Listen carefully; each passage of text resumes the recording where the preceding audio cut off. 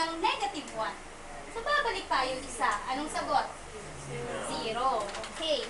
Paano kung negative 1 plus 1? Negative 1. Dadagdagan natin ng 1. Babalik tayo isa. Sagot? 0.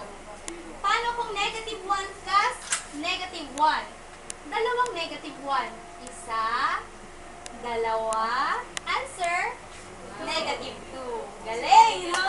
Very simple.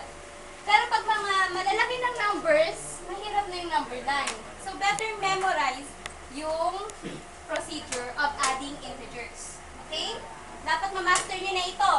When you add integers, like signs, add. Unlike signs, subtract and copy the sign of the bigger number. Okay. Okay, next. Ano, mag-a-add pa